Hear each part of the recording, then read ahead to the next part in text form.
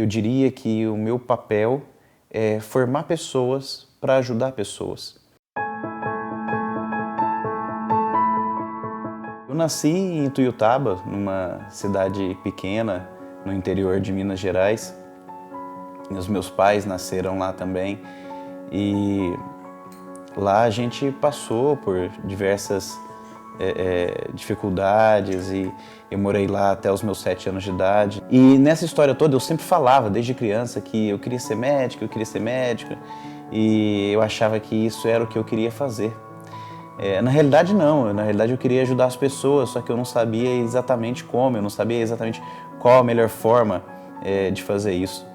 E eu me lembro que nessa trajetória toda, na época em que eu decidi fazer o meu vestibular, e minha mãe foi numa cartomante e a mulher pegou e falou assim para ela: olha, seu filho tem uma habilidade nas mãos, seu filho tem um dom nas mãos, ele devia fazer fisioterapia, ele devia fazer alguma coisa assim, que pode ser que dê muito certo para ele. E minha mãe insistiu comigo nessa época, na época do vestibular, falou assim: meu filho, faz pelo menos um vestibular para fisioterapia, e eu acabei fazendo.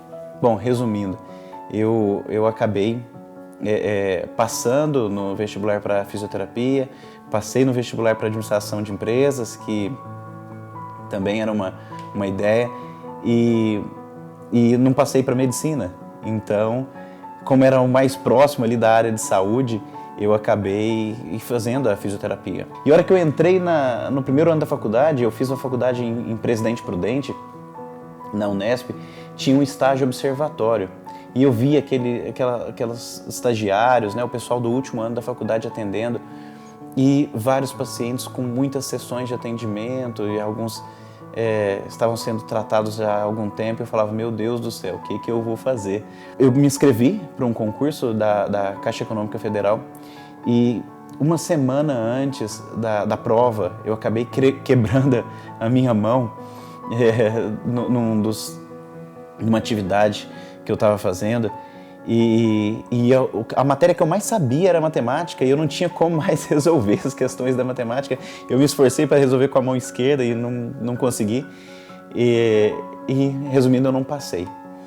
Na sequência disso, teve uma pessoa que eu admiro muito, que foi dar uma palestra lá na faculdade, a convite mesmo dos professores e dos alunos, que se chama Antônio José Docussi Filho. Ele foi dar uma palestra sobre osteopatia e eu fiquei encantado com a palestra.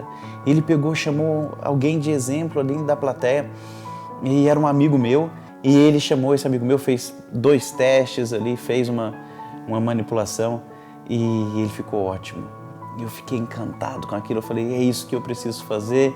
E aí, na sequência, eu descobri um mini curso e fui fazer também. E eu fiquei cada vez mais envolvido com a área da osteopatia e da terapia manual.